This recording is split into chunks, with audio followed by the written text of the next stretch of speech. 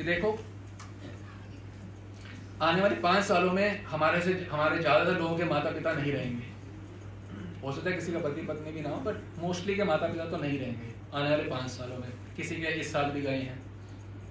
तो सबके लिए, सबका हितैषी होने के नाते हम कुछ बातें बोल रहे हैं।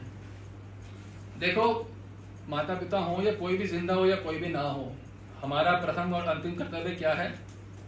यत् करोषि। मैंने जो करना है भगवान की प्रसन्नता के लिए करना है। तो कोई जी रहा है या नहीं जी रहा, मैंने भगवान की प्रसन्नता के लिए कार्य किया। रोज सुबह मैंने कब उठना है? 2:30 बजे। कोई जिया तब भी, किसी की मृत्यु हुई तब भी।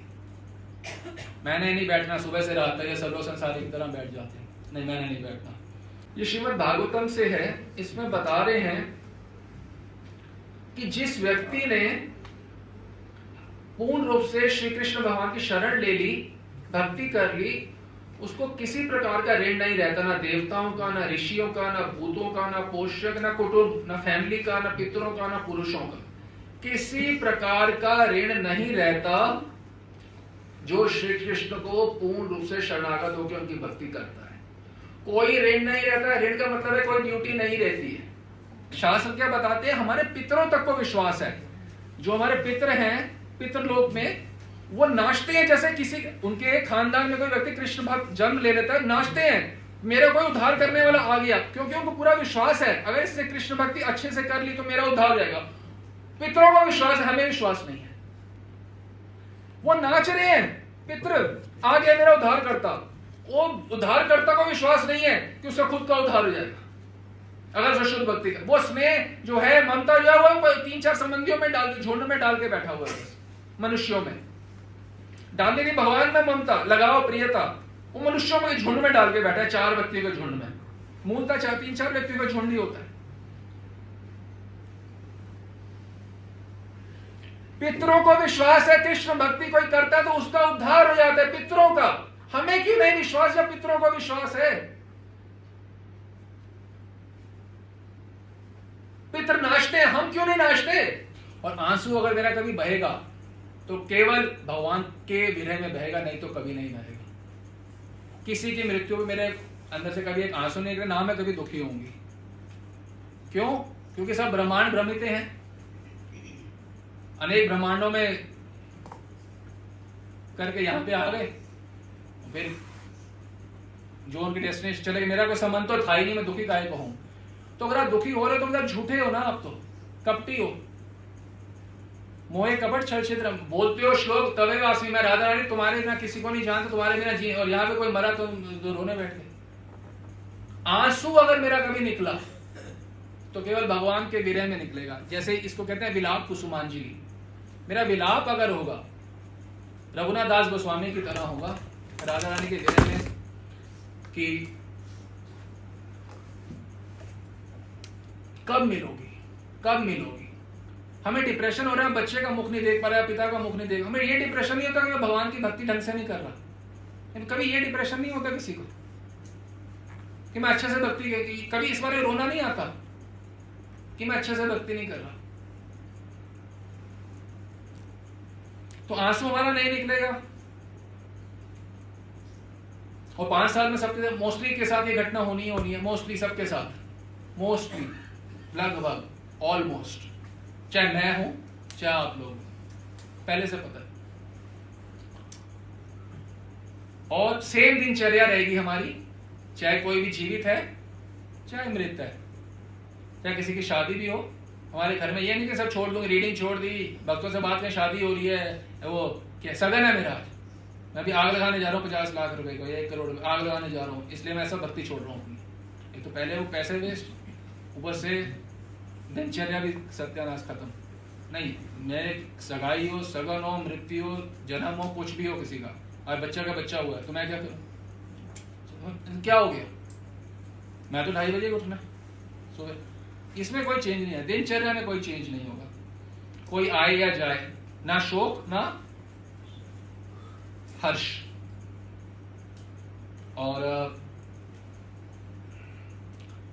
कैसे समझे इस बात को? और हमारा देखा है जो जहां हम रह रहे हैं, पीछे पेड़ है, देखा तो हम ना पेड़ को अपने हम तो बैठ तो हमने तो कहीं जाना तो है नहीं, तो बैठे ही रहते। तो देखा पत्ता गिरा, वही हमारे पिता हैं, वो पेड़ पे जुड़े हुए हैं, ये माता है, ये पत्नी है, कोई भी है। जब उसका समय आ गया वो गिर गया, अब वो कभी भी उस पेड़ से नहीं जुड़ सकता।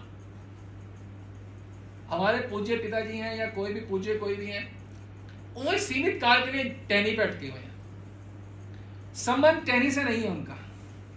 उनका काल आया वह चले गए, हम भी पत्ता है, हमारा काल आएगा हम भी चले जाएंगे। सब पत्ते हैं, अपने अपने समय पे सब पतित हो रहे हैं, और किसी पत्ते का किसी दूसरे पत्ते से कोई संबंध नहीं है, किसी जीव का किसी दूसरे जीव से कोई संबंध नहीं है। पत्ते हैं, सब गिरे जा रहे हैं काल के अनुसार। जब मृत्यु हो तो हम पत्तों को, या पेड़ के पास बैठ जाएं, गुरु जी की बात है कि पेड़ को देख लें, समय हो गया, पत्ता गिर गया। उनके लिए तुम रोज, थोड़ा तुम्हारा पत्ता गिरने वाला है बच्चे, स्नेह ममता कब तुम्हारे पिताजी त्यागेंगे? पिताजी ने मेरी त्यागा, तुम तो त्याग दो। पिताजी को देख के ये सोचो, भाई कदापि मैं इनके जैसे जीवन नहीं जीऊंगी। मोहयुक्त, पत्नियासक्त, पुत्रासक्त, बेटियासक्त, धनासक्त, घरासक्त, मैं कभी अपने माता पिता जैसा जीवन नहीं जीऊंगा, है नहीं? ये तो लर्न करी, ये तो पता है ना, है वो, ये मैं तो ना हूं कम से कम। ये वो बैग पैक रखना है मेरे को उस दिन भी, तो किसने उस दिन भी तो बैग पैक होना चाहिए। आयोटा भी मानता 3 में 4 बार, उस दिन तो 4 बार ही देखना है, कहीं है तो नहीं थोड़ी सी भी। ये नहीं कि वो कोई डेथ हो गया हमारे तो 2 महीने डिप्रेशन ही नहीं जा रहे, बड़ी खराब सा फेस बना हुआ है, बहुत दुखी है। ये तुम्हें नहीं समझ आ रहा रामचरितमानस श्लोक, सुत धारा और लक्ष्मी तो पापिन के भी होए, हाँ संत समागम हरि कथा तुलसी दुर्लभ होए। तुम हरि कथा और संत समागम को वैल्यू नहीं करे, वो जो मनुष्य के साथ कोई चला गया उसके लिए तुम रो रहे हो, इसको कोई वैल्यू नहीं है जो तुम्हें प्राप्त हुआ है। जब द्रवे दीन दयाल राघव साधु संग, जब राघव भगवान द्रवित हो तो साधु, तुम्हें कोई वैल्यू नहीं है उस चीज की। और वैसे भी कौन गया है? लेटेस्ट फादर या लेटेस्ट हस्बैंड या लेटेस्ट सन, लेटेस्ट गियर। और पहली बात तो फादर या कोई सन गया नहीं कि सारे ही सन है, अमृतस्य पुत्रः। ये सारी बातें एक साथ इसलिए बोल रहे हैं कि इसकी कटिंग कर लेना अलग, क्योंकि ये घटना सबके साथ होनी है तो आपको लाभ देगी। हम देखते अकेले बैठे क्या सोचते हैं, या आप लोगों के लाभ की बातें ही सोच रहे हैं, भाई सबके साथ इनके साथ, सबके साथ मेरे साथ, इनके साथ, सबके साथ ही होने वाला है, तो भाई अच्छे से तैयार हो जाओ। और गीता में एक श्लोक है, सुना है किसने? अशोच्यान व अशोच्यास्त्वं प्रज्ञावादांश भाष्य, सुना है किसने श्लोक? बहुत बुद्धिमानों की तरह बातें करते हो, पर जो बुद्धिमान है वो ना जीवित के लिए शोक करता है ना मृत के लिए। स्पष्ट भगवान श्री कृष्ण की वाणी, मैं मृत के लिए शोक नहीं करता। अशोक पढ़ लो, गीता खोल लो गूगल से, अशोच्यान व अशोच्यस्त प्रज्ञावादांश भाष्य, गतासुर अगतासुंच ना अनुशोचन्ति, ऐसे है पांडव, ये है ना अनुशोचन्ति पांडवा, हाँ पंडिता, पंडिता जो पंडित है वो शोक नहीं करता, ना अनुशोचन्ति। ये देखिए उन मेरे साथ उन समय ऐसे बीता, ये याद कर रहे हो, तुम्हें भगवान का नित्य स्मरण करना नहीं, वो जाते यादें करेंगे मनुष्य के साथ मैंने ऐसे किया तो उसने वैसा ऐसे किया, कैसे सब भूल जाते हैं हम। यत्करोषि है ये उनकी प्रसन्नता के लिए हो रहा है। सततम स्मर्तव्य विष्णु, हर समय अनन्य चेता सततम, अनन्य चिंतन भगवान का कि उनका हो रहा है। क्यों हो रहा है? मोह ममता त्यागे नहीं हो अब तक,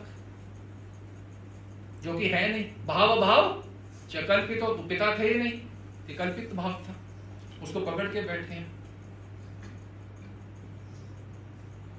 और ये तो है ना कि पहली बार इतिहास में घटना हुई कोई किसी की मृत्यु हुई है, सबके साथ होगी, सबके साथ हुई है। बड़े बड़े राजा महाराजा चले गए हैं, राज कपूर, अमिताभ बच्चन तो है, वो भी चला जाएगा 4 दिन में। जो भी बड़े बड़े लोग हैं, तो प्राइम मिनिस्टर वगैरह हैं, इंदिरा गांधी, कोई भी हो, सब वो क्या होते हैं बड़े, माइकल जैक्सन, तो बड़े बड़े लोग सब चले गए, हमने भी जाना है, तो हम कौन से हैं, कितने देर बैठे हैं। देखो वो पत्ता गिरा, हमारा भी ऐसे ही होना है, उसके उस टैनी से कभी कोई संपर्क नहीं होगा। टैनी मतलब फैमिली, एक बार गए फॉर एवर खत्म फॉर एवर संबंध। ऐसे तो संबंध शुरू से भी नहीं था, जो कल्पित था कल्पित भी खत्म। तो वही तो बता रहे रामचरितमानस में, अंत ही तो तजेंगे पामर, क्यों ना तजे अभी से, मन पछताइए अवसर बीते। अंत में तो त्यागना है फिजिकली, और हम तो यही बोल रहे हैं मानस त्याग कर दो सिर्फ, हम तो फिजिकली त्याग की कभी बात ही नहीं करते। अंत ही तो त्यजेंगे पामर, अंत में तो त्यागना ही पड़ेगा फिजिकली भी, जीते जी मेंटली त्याग दोगे तो भगवत प्राप्ति हो जाएगी। और जैसे हमने मृत्यु के संबंध में बताया था, घर में इन 5 सालों में सबकी होनी है, उसमें हमारे महाप्रभु की लीला का उदाहरण है। ये सबके ये जो स्टोरी हेल्प करेगी, सबके घर में मृत्यु होनी है, ये स्टोरी हेल्प करेगी लीला। श्रीवास पंडित का रोज कीर्तन होता था, महाप्रभु का कीर्तन चल रहा था, कीर्तन चलते चलते श्रीवास पंडित के बेटे की डेथ हो गई, मृत्यु हो गई बेटे की, अपने बेटे की मृत्यु हो गई। भगवान कीर्तन कर रहे हैं, हम होते तो क्या सोचते, भगवान क्यों, मेरा बेटा मर गई, काहे के भगवान है। तो श्रीवास पंडित जी ने अपनी पत्नी से कहा कि अगर कोई भी पुत्र के मरने पर रोएगा और कीर्तन में विघ्न आया तो वो गंगा जी में कूदकर अपनी जान दे देंगे। मतलब महाप्रभु कीर्तन आनंद में हैं, तो उनके कीर्तन आनंद में कोई बाधा नहीं होनी चाहिए कि भगवान को कोई, मतलब आनंद में है, कोई बोले रोना शुरू कर दे, पुत्र मर गए, तो भगवान का कीर्तन आनंद तो खत्म हो जाएगा ना, भगवान तब थोड़ा नृत्य करेंगे, कीर्तन करेंगे। क्योंकि पंडित जी ने कहा कि कीर्तन तो कभी कभी होता है और मृत्यु तो रोज होती है, जबकि कीर्तन रोज होता है और मृत्यु उनके पुत्र की हुई है। तो इससे पता चलता है कि किस हद तक भगवान से, उनकी कथा से, उनके कीर्तन से प्रेम होना चाहिए। प्रेम का मतलब ही है कि नो बाउंड्री, नो लिमिट, पूरा पागलपन, दीवानगी। अगर ये नहीं है तो प्रेम नहीं है। तो श्रीवास पंडित जी के उदाहरण से हम समझ सकते हैं कि एक भक्त की जीवन शैली क्या होती है। उसके जीवन में उसके ईश के अलावा और किसी का कोई स्थान नहीं होता, किसी का महत्व नहीं होता, अपना भी महत्व नहीं होता। और किसी के मरने पे या किसी के जीने पे उसको कोई फर्क नहीं पड़ता। उसका सिर्फ एक ही लक्ष्य होता है कि अपने इष्ट, अपने गुरु, अपने भगवान की प्रसन्नता की ओर ही दृष्टि रखना और हर कार्य से उनको प्रसन्न करना। और इसमें अगर कोई भी विघ्न आ रहा है तो वो उसकी परवाह नहीं करता। ये सबके ये जो स्टोरी हेल्प करेगी, सबके घर में मृत्यु होनी है, ये स्टोरी हेल्प करेगी लीला।